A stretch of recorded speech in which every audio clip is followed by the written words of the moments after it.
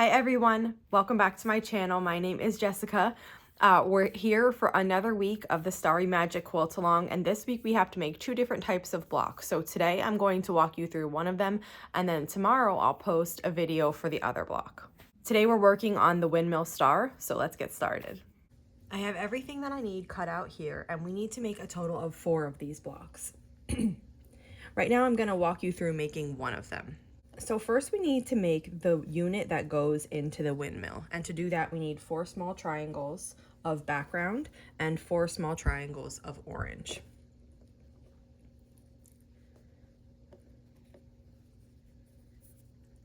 And then we need to piece these together like this. So I just chain piece these all 4. I start by matching the corner down here up, and then I make sure that I'm matching everywhere else too. And then I just repeat that for all 4 that we need. I just make sure that I'm looking at the pattern every time just so I don't get mixed up. It's really easy to turn these the wrong way, and then in the final block, you won't get the effect that you're looking for. And some of the many comments I get are people, worry a lot about working with triangles. They're really not difficult. They have a bad rap, and I think that's why people get so nervous about working with them. Yes, sure, they can stretch. But really, I mean, as long as you're like a little bit mindful of, I need to handle this carefully, this piece can stretch, I really don't find they're difficult to work with at all. And a lot of times using a triangle, it simplifies everything so much, rather than thinking, how can I use a rectangle or a square and get this triangle piece? Like, it just eliminates those extra steps, and it really is not difficult at all. And I find that they're really worth it. So here's what we have when we're finished sewing that, and I just finger press this open carefully. And then what we need to do is take this unit that we just made and pair it with a larger triangle. Like this. And now to get this to match up nice so that I know it's in the middle, and we're making this to size, so we're not going to trim it, so I need to make sure I sew it accurately. I'm going to take this larger triangle here and just fold it in half, and I'm going to be creasing here. I'm making sure I match this up really carefully along the bottom at the point, and then this part will just fall into place as long as those other ones are matched. And what I'm doing is making this crease. And then what I'm going to do is I'm going to align our seam right here on the front, this seam, with that crease. And if I do that, everything else should just fall perfectly into place. And then we'll sew along this long side here.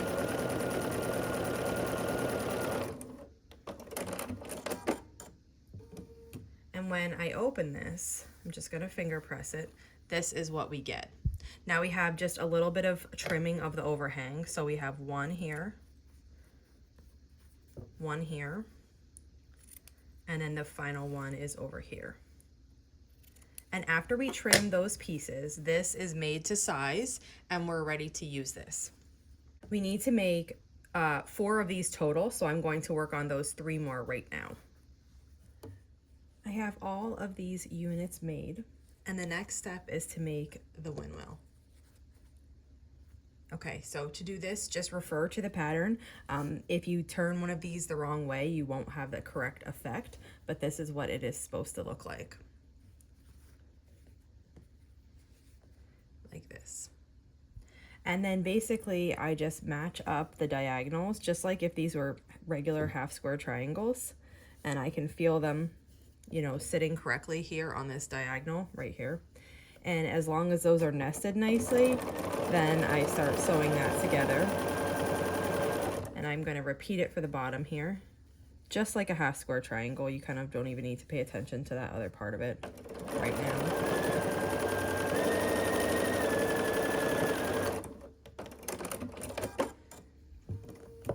And then we just need to sew the final seam. So when I'm sewing this seam, I'm matching up this right here, this horizontal, and I'm also matching up these diagonals. They'll nest nicely. Or if you're pushing your seams open, then that'll, you know, then go ahead and do that. That'll work too. And then we just sew right across here.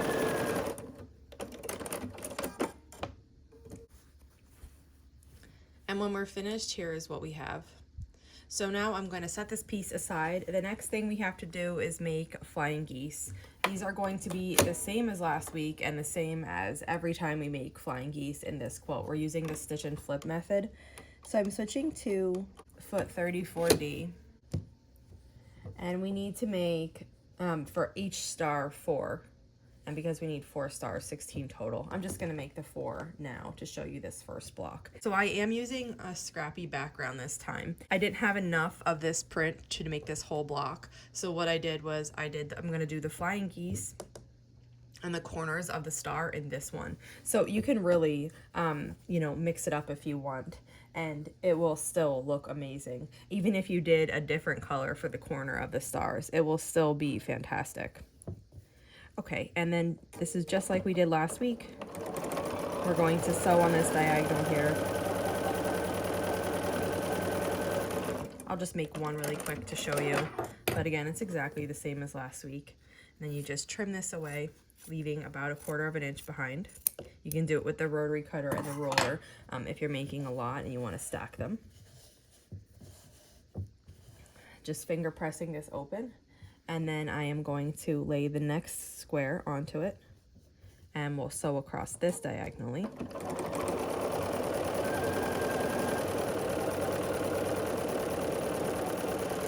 Okay.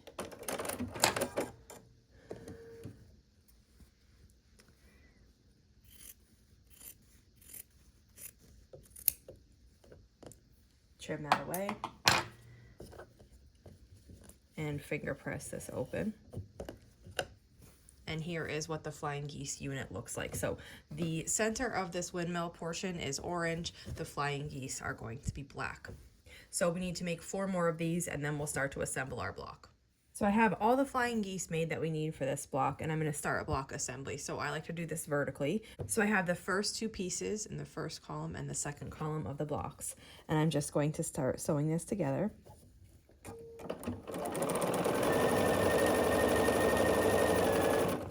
The next will be the second piece in each of those 2 columns, which is another flying geese unit and our center windmill.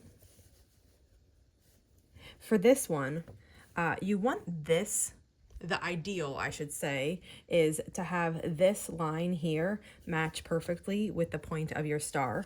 That's kind of hard in practice to do, so just do, you know, your best there.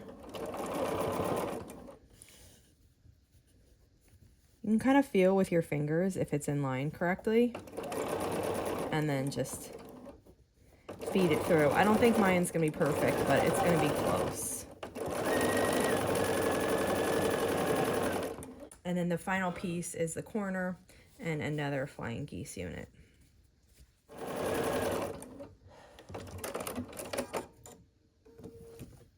Okay, and here's what we have so far.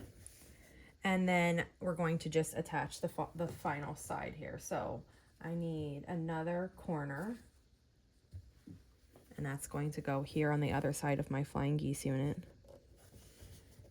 And then the final flying geese will go on the other side of this windmill.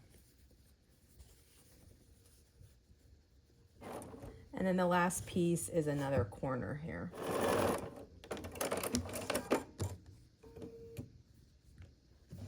Okay, now we have 2 final seams to sew here for our block. So this one and this one.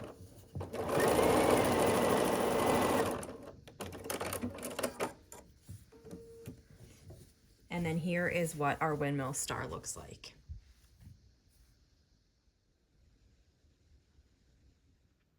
So here's the block we just made.